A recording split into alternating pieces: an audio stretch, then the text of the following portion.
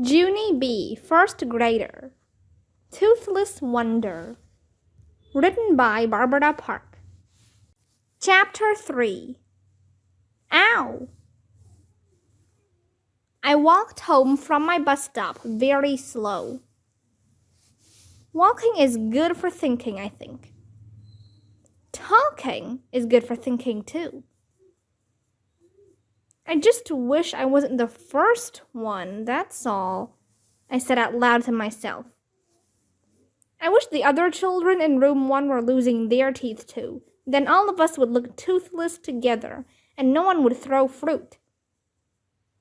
I did a big breath at me.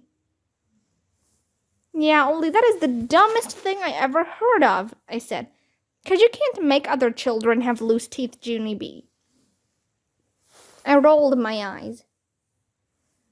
Yeah, only I already know that, Junie B, I said. But I really don't want to be first, and so why can't my tooth just stay in my mouth a little longer? That's what I would like to know. I crossed my arms at myself. 'Cause you keep wiggling it, that's why, I said. Maybe if you didn't wiggle it, it would get tight again. Did you ever think of that? Huh? Did you? I walked and walked some more. Then, all of a sudden, I did a gasp. 'Cause I did think of that. Huh! I ran to my house speedy quick. My grandpa Frank Miller was babysitting my fussy brother named Ollie. Grandpa Miller, I know what to do about my tooth. I know what to do about my tooth. I hollered real happy. Grandpa Miller was bouncing Ollie on his lap. Ollie was wearing his drool bib. Also, he was slobbering and chewing on his arm. Ollie will not be popular in school, probably. Mother says he is drooly and fussy because he will be getting teeth soon.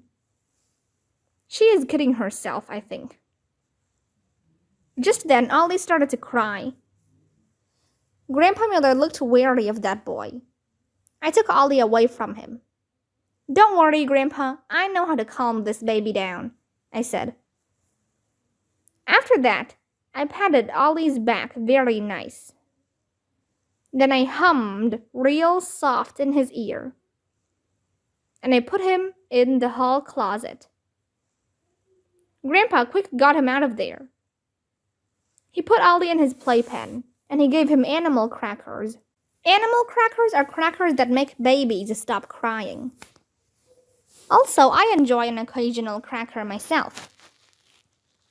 After Ollie stopped fussing, Grandpa Miller came back in the kitchen, and he put me on his lap. Okay, little girl, I'm ready to listen to your news now, he said. What were you saying about your tooth? Did it get any looser at school today? I clapped my hands together. That's what I was going to tell you about, Grandpa, I said. 'Cause at school I found out that I am the first person in room 1 to lose a top front tooth. And so, at first, I felt proud about that news. Only then I got nervous on account of who wants to look like toothless Uncle Lou. That's why. And so then I had a long talk with myself. And hooray, hooray, I decided not to lose my tooth after all. My grandpa raised his eyebrows at me. Really? He said. You're not going to lose your tooth, huh? Do you really think you can do that, honey? Yes, I said. I know I can do it, Grandpa, 'cause all I have to do is not wiggle it anymore, and then it will get real tight in my mouth again.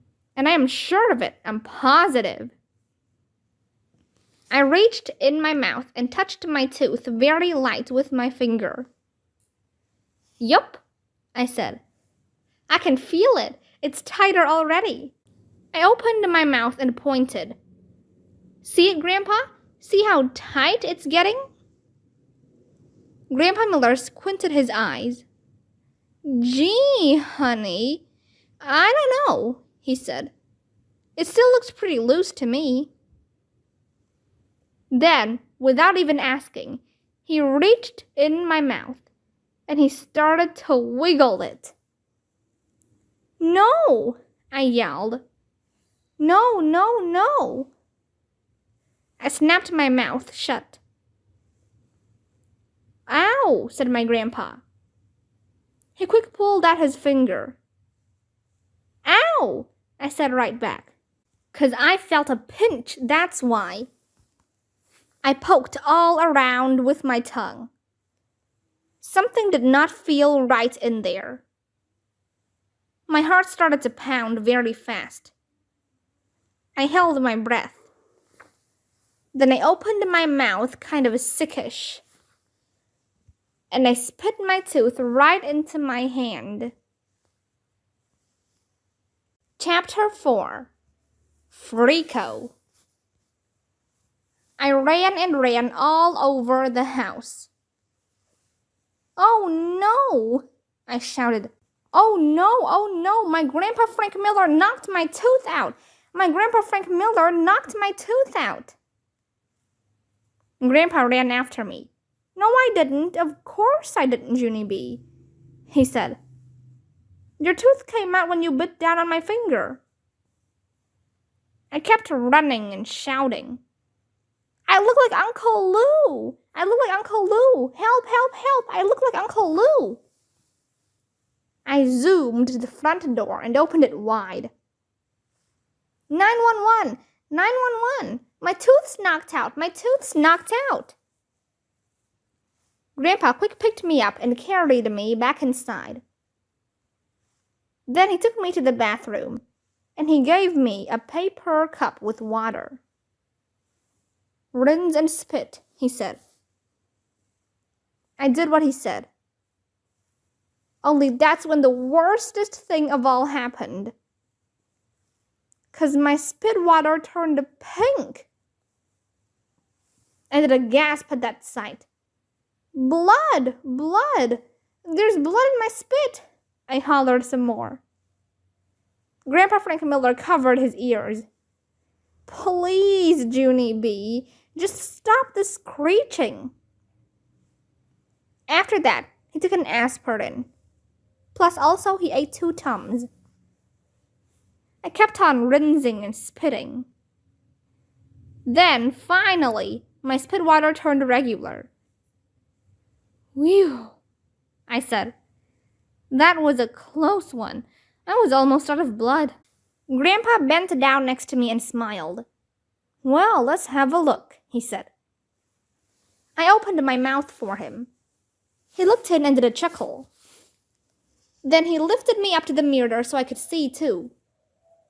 I quick closed my mouth again, 'cause I was nervous to see myself, of course. My tongue felt in my tooth hole. It felt very roomy in there. Well, said Grandpa Miller. Aren't you going to look, honey? It looks cute, Junie B. It really does. My heart pounded and pounded. Then, fast as a wink, I opened my lips, and I did a little peek at my mouth.